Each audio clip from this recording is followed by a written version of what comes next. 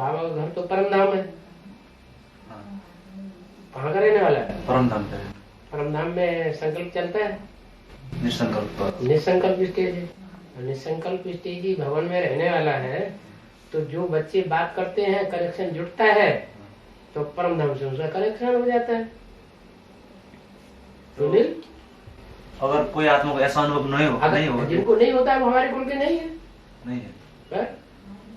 तो इसका मतलब जो किसी और कुल के हैं। तो वो आत्मा बाबा के साथ पहले तीसरे जन्म से ही बाबा के साथ साथ रहे। नजदीक होगा तभी तो उसको विस्मृति हो जाती है देखते ही, दुनियादारी भूल जाती है। और दूसरा बाबा शिव बाबा जो है वो, जैसे हम हिंदी में बात करते हैं तो वो हिंदी सिर्फ हिंदी समझते, दूसरे भाषा नहीं समझते। शिव बाबा शिव बाप जो है, शिव बाप किस मुकर्रर रथ में आता है? हिंदी भाषा जानते हैं। जैसे तन में आएगा वह वही भाषा जानेगा। ढेर सारी भाषाएं सीखने की क्या जगह है? तो इसका मतलब शिव बाप को हिंदी के अलावा और भाषा नहीं आती। भाषाएं सीखे तो बैठ के। अगर इस हिसाब से अगर अमेरिकन चोले में प्रवेश करे, हाँ, अमेरिकन चोले में क्यों प्रवेश करेगा? नहीं, फॉर एग्जाम्पल के लिए बाबा, गॉड इज वन, तो गॉड का बच्चा भी वन कहा जाता है। तो एक में प्रवेश करेगा तो सब में प्रवेश करेगा। सर्वव्यापी होगा क्या? वो एक व्यापी बन के आता है या सर्वव्यापी बन के आता है? एक व्यापी बन गया। फिर हाँ, बच्चों में सर्विस के लिए प्रवेश होता है, लेकिन पता नहीं चल सकता कब आया, कब गया, क्या गया।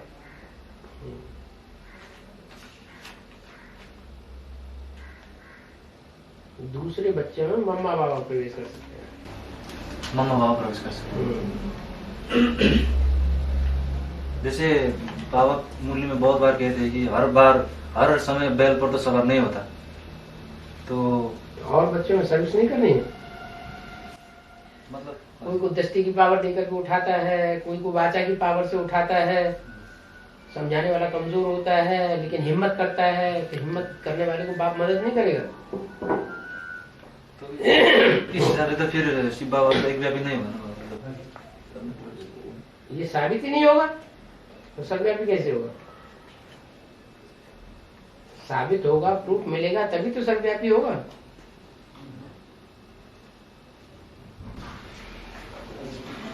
तो बच्चों में सेवा करने के लिए चला जाता है।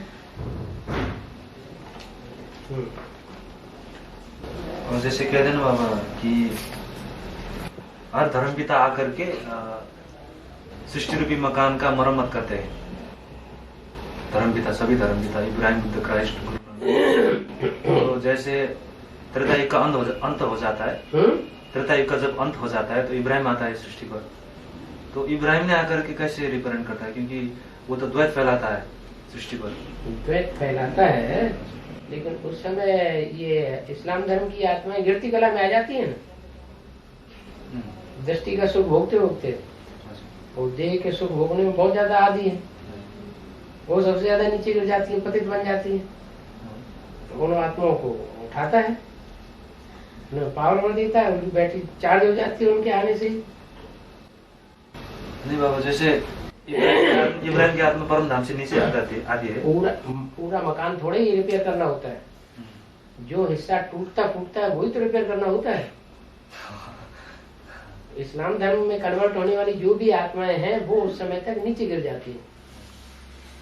वो दुनिया का वो हिस्सा टूट गया, जैसे टूटने लगा, तो उनकी मरम्मत कर देता है।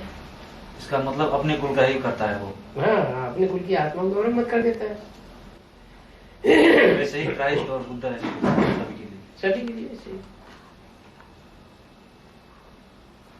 और बाबा हमको एडवांस में समझाया था त्रिमूर्ति कोर्स में, त्रिमूर्ति कोर्स जब हुआ था एडवांस में भर्ती में, हमको समझाया गया था कि जब पहली बार परमपिता परमात्मा आते हैं सृष्टि पर, त्रिमूर्ति के साथ इकट्ठा आते हैं, तो जब गीता माता वो जो दादा लिखा है जो क्लैरिफिकेशन थे उसको जब सुनाती है तो उस वक्त शिव बाबा प्रवेश करते हैं ना।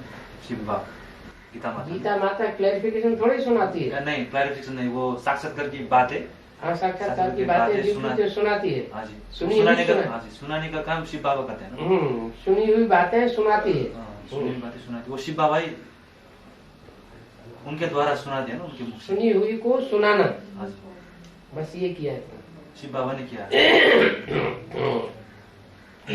प्रजापिता के सामने किसी को ज्यादा बोलने की हिम्मत नहीं थी। हाँ जी, ब्रह्मा को तो हिम्मत थी नहीं, हाँ जी, ये डायरेक्ट उन्होंने नहीं बताया उनको, हाँ जी। तो माताओं को बताया।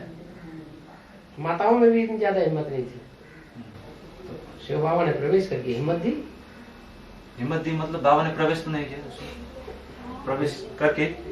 प्रवेश करेगा, हाँ जी, एक तरफ प्रवेश करेगा, वो सुनाना शुरू करेगी हम्म, और वो सुन करके समझना शुरू करेगा। उसका सुनाना और सुनना और उसका समझना और समझाना साथ साथ चलता है। वही तो जैसे कह रहे थे कि एक साथ ही शिव बाबा मतलब एक साथ ही हो जाता है वो काम। ये हमने तुमको सुनाया, हाँ जी, सुनने के साथ तुम समझते नहीं हो, हाँ समझते हैं। और जब समझेंगे तो समझाएंगे भी, तो हाँ, समझने वाला दूसरे को समझा भी सकता है। तो वो सुनने सुनाने का काम किया है, वो कराने वाला तो शिव बाबा ही था ना। और वो समझने समझाने का काम किया है। हाँ, एक साथ ही हो गया ना बाबा वो। एक साथ ही होता है। लेकिन शिव बाबा तो कैसे एक साथ प्रवेश करके कैसे कर सकते हैं? अरे तो सुनने के साथ समझना नहीं होता है। हाँ, हमने सुनाया हाँ, और तुमने सुनने के साथ समझना नहीं किया, हाँ। तो एक साथ नहीं होता है। मतलब शिव बाबा ने तो वो ज्ञान का बीजारोपण जो है, हाँ जी, समझने समझाने को ही तो ज्ञान कहा जाता है। हम्म, तो समझने समझाने का ज्ञान का बीजारोपण शिव ने डाला, हम्म, लेकिन माता के द्वारा भक्ति का फाउंडेशन पड़ गया। सुनने और सुनाने का। सुनने सुनाने का फाउंडेशन पड़ गया, उसके द्वारा समझने समझाने का फाउंडेशन पड़ गया, माने ज्ञान का फाउंडेशन उसके द्वारा पड़ा। इसलिए गीता में कहा, हम बीज प्रदप पिता, मैं बीज बोने वाला पिता हूँ। ज्ञान का बीज पिता ने बोया। मेरा मतलब बाबा वो जो सुनने और सुनाने और समझने और समझाने का कार्य एक साथ होता है। एक साथ वो तो शिव बाबा कोई ही भी कराए। सृष्टि की प्रक्रिया जो है, हाँ जी, सृष्टि रचना की प्रक्रिया, स्त्री पुरुष दोनों का साथ ही साथ हाथ होता है। ऐसे नहीं कि पुरुष ने पहले पैदा किया बच्चे को, या माँ ने पहले पैदा किया, ऐसा होता है क्या? नहीं होता। फिर तो जो वो कार्य हो रहा था वो शिव बाप ने ही कराया था दोनों को एक साथ। समझिए, प्रवेश करके ही कराया था ना वो, मतलब शिव ही ये सृष्टि की शुरुआत का कार्य करता है। माता धारण करती है, तो बाप धारण कराता है भी।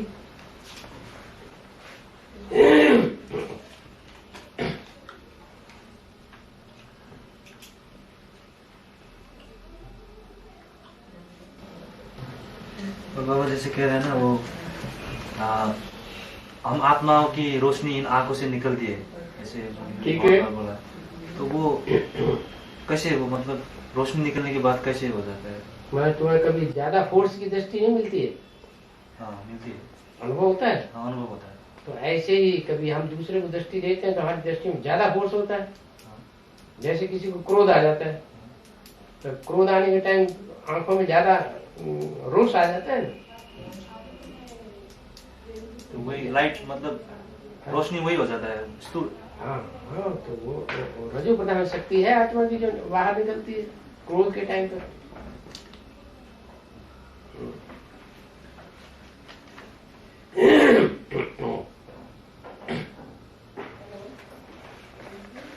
एक कंफ्यूजन बाबा वो इस आइस के बारे में जैसे कहते हैं ना, पीछे जाकर के सबकी जो जो पुरुषार्थ नहीं कर पाते पूरा, उसका शरीर आइस में दब जाता है ना, फ्रीज हो जाएंगे। मतलब आइस में उसका जाम हो जाएगा ना उसका सब सोच। तो उस वक्त आत्मा उसके अंदर होता है कि मतलब शरीर से बाहर जाता है वो, जब वो आइस में होता है शरीर अंदर, तो आत्मा उस वक्त शरीर के अंदर होता है कि बाहर। सेंसलेस हो गया, तो सेंसलेस कौन हो गया? मन बुद्धि तो सेंसलेस हो गई। हाँ, मन बुद्धि माने आत्मा। मतलब आत्मा उधर रहता ही है। क्यों रहेगा? नहीं रहेगा बाबा। जब शरीर निश्चल हो गया तो आत्मा उसमें क्या रहेगी, क्या करेगी? कहीं भी विचरण करेगी। मतलब ऊपर परम तो नहीं जाएगा ना बाबा, इधर ही। तो पता नहीं रहेगी सब आत्मा। जो 4.5 लाख आत्मा में कोई भी आत्मा तो पुरुषार्थ पूरा नहीं वो कर भी पाएगा। आत्माएं हैं जिनका भी पुरुषार्थ पूरा नहीं होता है, भले चाहे अकाले मौत मरे, चाहे बर्फ में दबे, वो सब सूक्ष्म वतन में इकट्ठी होगी। जो लास्ट विनाश होगा तब सब वापस जाएंगे। सब मतलब वो 4.5 आदमी तो इधर सृष्टि पर ही रहेंगे ना बाबा, बीज रूप आत्मा है। जो अपने शरीर को कंचन काया बनाने योग्य बन जाएंगी, हाँ जी, उन शरीरों में प्रवेश होता जाएगा। हाँ। क्या प्रवेश होगा और बच्चों की पैदाइश भी होगी। जन्म देने वाले और जन्म देने लेने वाले वो साथ ही ऊपर जाएंगे। माने प्रवेश होने वाली आत्मा और जिसमें प्रवेश हुआ है वो साथ ही साथ ऊपर जाते हैं, परमधाम जाएंगे। परमधाम जाते हैं और वापस आकर के उसी शरीर में फिर प्रवेश करते हैं। तो वो जो फ्रीज हुआ शरीर है, फ्रीज बस है। और कोई कोई आत्मा तो उसका पुरुषार्थ पहले अपने आप ही वो संपन्न कर लेता है और उसको तो आयुष में दबने की दरकार नहीं ना। 8 के अलावा सभी को दबना पड़ेगा, सभी को दबना पड़ेगा। बिल्कुल। इसका मतलब 8 ही रहेंगे इस सृष्टि पर और बाकी सब शुरुआत में तो 8 ही होंगे, बाकी सब परमधाम। परमधाम वापस जाने की बात नहीं है, वो बीज रूप स्टेज में रहने की बात है। जैसे यहाँ तुमने कहा कि हमें सब भूल जाता है, हाँ, निसंकल्प निसंकल्प स्टेज हो जाती है, तो क्या परमधाम चले गए? नहीं, परमधाम नहीं चले गए, बाप के वाइब्रेशन में आ गए, मतलब बाप के घर में आ गए। आत्मा यही रहती है, ऊपर नहीं जाती। माना उस स्टेज में पहुंच जाती है, निसंकल्पी स्टेज माने निराकारी स्टेज। तो मतलब परमधाम जाने की बात नहीं ना बाबू, स्टेज। वो परमधाम जाने की बात तब है जब संपन्न स्टेज में पहुंच जाए, तो आना जाना होता है, वो एवर लास्टिंग जाना ही हो जाएगा, फिर वापस इस दुनिया में नहीं आना होगा। अभी तो हम जाते हैं थोड़ी देर के लिए, फिर वापस संकल्पों की दुनिया में। लास्ट टाइम का जो जाना होगा वो आखिरी होगा, गए और आए। परमधाम के बारे में जब इसको कोर्स कराया था नवीन भाई जी ने बताया था कि जैसे ब्रह्म कुमार तो दिखाते हैं कि नीचे पृथ्वी है, उसके ऊपर सूक्ष्म बदन है, तबक्का 3 तक। वो तो गोल हिस्सा दिखाते हैं ना, गोल हिस्सा का मतलब पृथ्वी बीच में है और चारों तरफ सूक्ष्म बदन हो। परमधाम चारों तरफ है, पृथ्वी के मतलब चारों, गोल ऐसे गोल जैसा है ना, पृथ्वी के चारों तरफ वायुमंडल है, हाँ, वायुमंडल के चारों ओर स्पेस है, हाँ, स्पेस के चारों ओर सूक्ष्म बदन और परमधाम है। ऐसे गोल में है बाबा। हाँ, है ना, चारों तरफ है, ऐसे थोड़ी कोई ऊपर ही है या नीचे है, चारों तरफ है। तो परमधाम बाबा कितना, मतलब उसका भी वो तो बेहद होगा ना, वो तो बेहद है, उसको नापा नहीं जा सकता ना। ये दुनिया तो हद है, सूरज चांद सितारे ये भी हद में है। तो आत्मा कैसे रहती है बाबू उधर? नवीन भाई जी कहते हैं जैसे गोल गोल में घूमते हैं जो बुद्धि में तीखी आत्मा होगी, हाँ जी, जितनी ज्यादा तीव्र तीखी आत्मा है, और सबको अपनी परिधि में लेकर सबको अपने कंट्रोल में लेके रखती है। जैसे शिव, उसके बाद प्रजापिता, शिव को कंट्रोल में नहीं रखे, परिधि में लेके नहीं रखेगा, बाकी सारी दुनिया मनुष्य मात्र सब कंट्रोल में। ऐसे ही और नंबरवार जो भी आत्मा है 500 करोड़, वो सब एक दूसरे की परिधि में रहती है। यहाँ तक जीव जंतुओं की आत्मा है, वो मनुष्यों की परिधि में रहती है। कीड़े मकोड़ों की आत्मा है, वो पशुओं और पक्षियों के उसमें रहती है, परिधि में रहती है। और जड़, पेड़ पौधे, उसमें इनकी आत्मा वो और पृथ्वी के नजदीक रहते हैं। माने जो जितना बुद्धि में तीखा वो पृथ्वी की 5 तत्वों की परिधि से परे, और जो जितना जड़त्व बुद्धि वो उतना नजदीक। इसलिए शिव बाप सबसे दूर, सबसे परे, सबको कंट्रोल करके रहता है।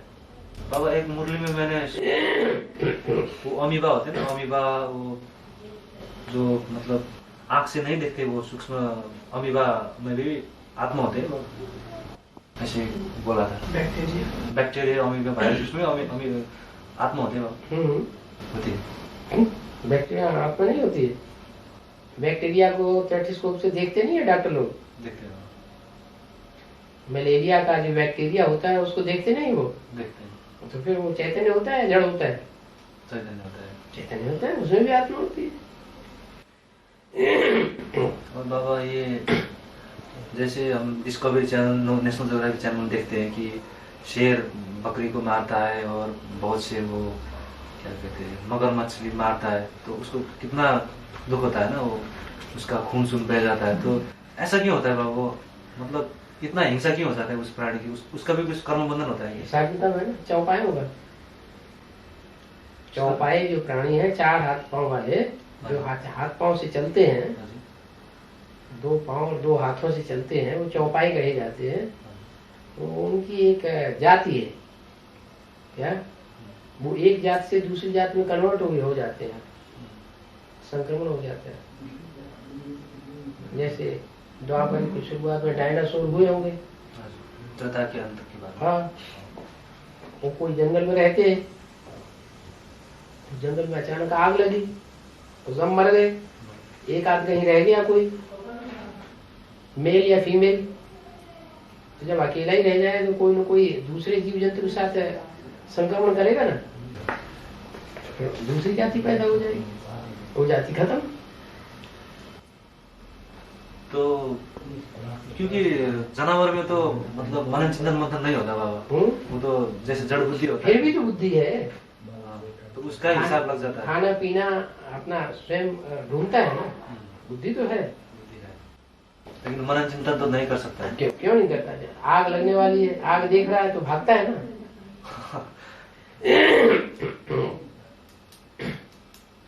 शेर आ रहा है तो बकरी भागेगी ना, गाय भागेगी ना शेर को देख के। बुद्धि नहीं है, बुद्धि तो है। फिर तो अपने अपने कर्म के हिसाब से ही उसको भुगतना पड़ता है ना बाबा। वो जो बकरी जो होती है उसको तो अपने बकरी जन्म में बकरी बनी, पिछले जन्म में पता नहीं कौन सा चौपाया थी। और बाबा सत्य में तो ऐसा नहीं होगा ना, मतलब शेर और सत्य में हिंसा नहीं होती है, हिंसालु प्राणी नहीं होते हैं। क्योंकि बताया गया है कि सत्य में तो नेचुरल ब्यूटी रहती है। हिंसक जीव जंतु नहीं होते हैं। मनुष्य हिंसक नहीं है तो जीव जंतु हिंसक नहीं है। शेर भी नहीं होते ना, शेर मतलब ये जो हिंसक जानवर है इधर, जो भी जीव जंतु हैं वो हिंसा करने वाले नहीं होंगे। यहाँ मनुष्य की हिंसक प्रवृत्ति है तो हिंसा करने वाले जीव जंतु भी है। वहां मनुष्य भी हिंसक नहीं होगा तो जो भी जीव जंतु होंगे वो सब सात्विक होंगे, हिंसा करने वाले नहीं होंगे। मनुष्य विकारी बनता है तो सब जीव जंतु भी विकारी बन जाते हैं। मनुष्यों के अंदर वाइब्रेशन की पावर है, उससे सारी दुनिया का फिर परिवर्तन होता है।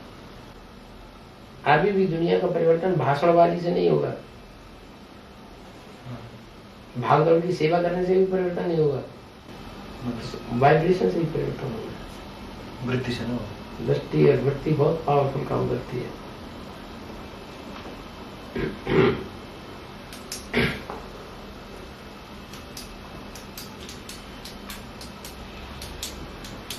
और बाबा कहते हैं अष्टदेव के अलावा बाकी सबको धर्मराज का झाड़ू, धर्मराज का डंडा लगता है ना सभी को। ये 108 को भी लगेगा, मतलब 100 को, हाँ 100 को भी लगेगा और 16 सबको लगेगा ना। वो कैसे लगने का मतलब क्या होता है? कैसे तो नंबर पाप कर्म कुछ रह जाते हैं भस्म करने के लिए, अपने पुरुषार्थ पूरा नहीं कर पाते।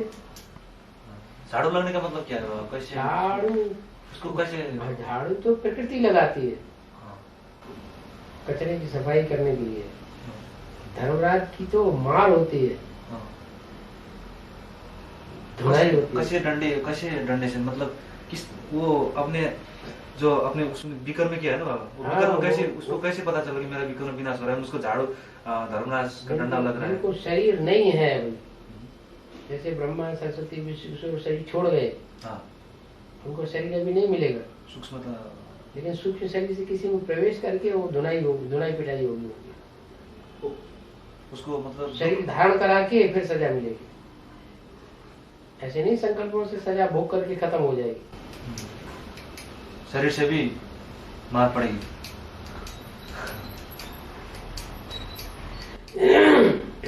जैसे पिछली बार बाबा एक आत्मा प्रवेश कर गए थे ना मेरे अंदर, तो जो आत्मा प्रवेश कर रही थी वो क्या, सब 4.5 लाख बच्चे जैसे जन्म लेने वाले वही आत्मा है कि ये कि दूसरा आत्मा है वो?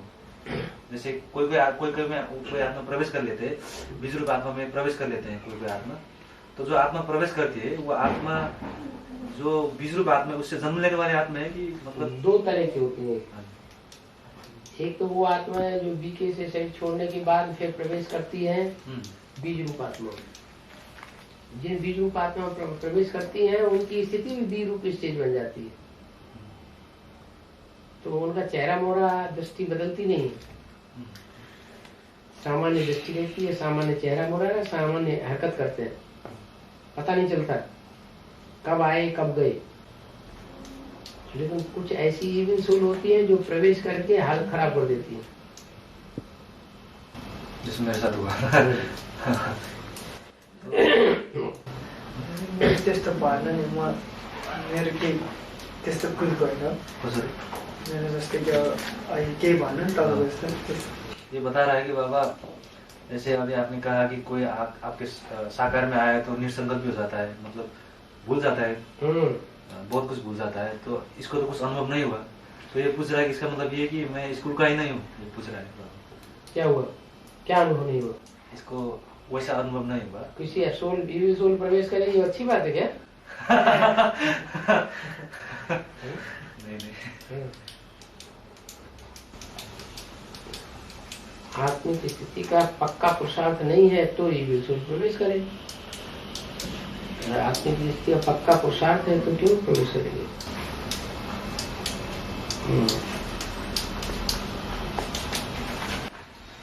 और बाबा जैसे बताया गया है कि हर धर्म जो आधारभूत आत्मा था, आधारभूत आत्मा के नहीं, जैसे सिद्धार्थ में महात्मा बुद्ध प्रवेश कर गए, तो महात्मा बुद्ध तो परम धाम से पहली बार आते हैं ना, वो मतलब जन्म तो नहीं लेते, वो प्रवेश करता है।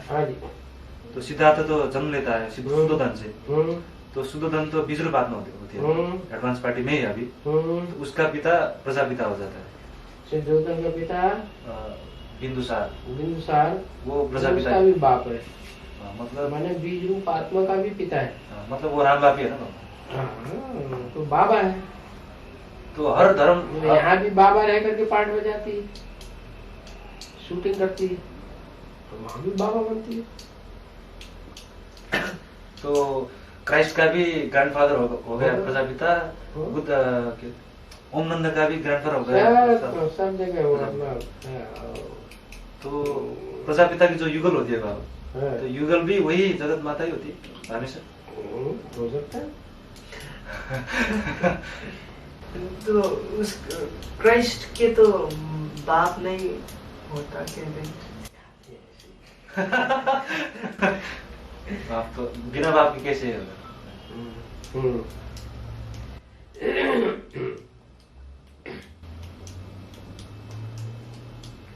कुछ पूछना है? मेरा तो बस इतना ही बाबा। हो गया, चलो टाइम भी हो गया।